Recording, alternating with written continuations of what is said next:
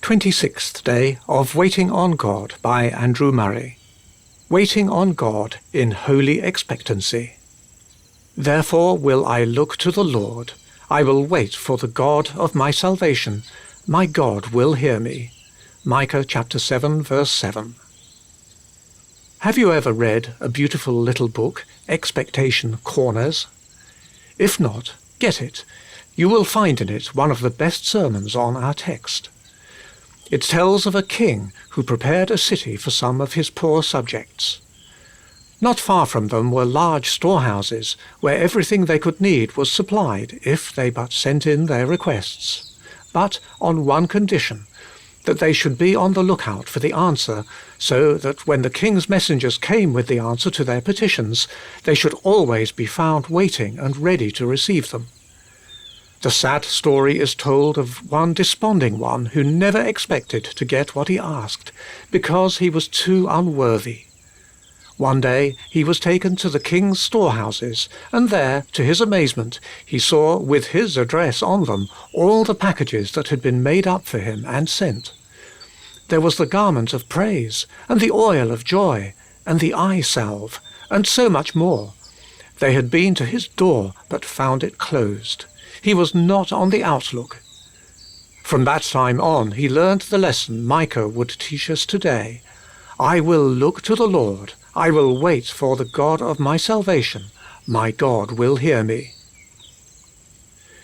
We have more than once said, waiting for the answer to prayer is not the whole of waiting, but only a part. Today we want to take in the blessed truth. It is a part, and a very important one. When we have special petitions, in connection with which we are waiting on God, our waiting must be very definitely in the confident assurance, my God will hear me. A holy, joyful expectancy is of the very essence of true waiting.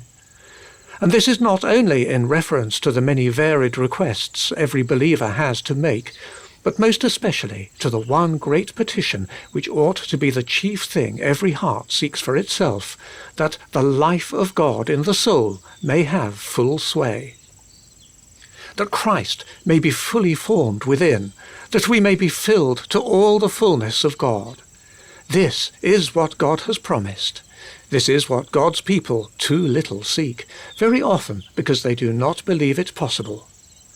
This is what we ought to seek and dare to expect, because God is able and waiting to work it in us. But God himself must work it. And for this end our working must cease.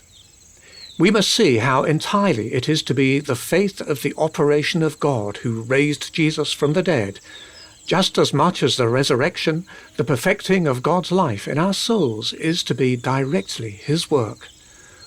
And waiting has to become more than ever a tarrying before God in stillness of soul, counting upon him who raises the dead and calls the things that are not as though they were. Just notice how the threefold use of the name of God in our text points us to himself as the one from whom alone is our expectation. I will look to the Lord. I will wait for the God of my salvation. My God will hear me. Everything that is salvation, everything that is good and holy must be the direct, mighty work of God himself within us. Every moment of a life in the will of God, there must be the immediate operation of God.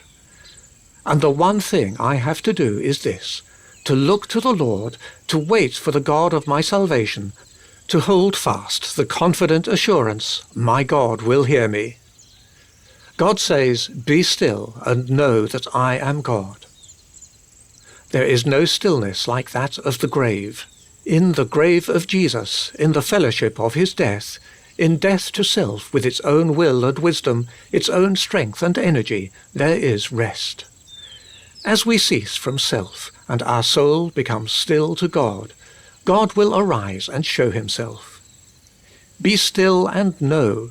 Then you shall know that I am God. There is no stillness like the stillness Jesus gives when he speaks, Peace, be still. In Christ, in his death and in his life, in his perfected redemption, the soul may be still, and God will come in and take possession and do his perfect work. My soul, be thou still only unto God. End of 26th day.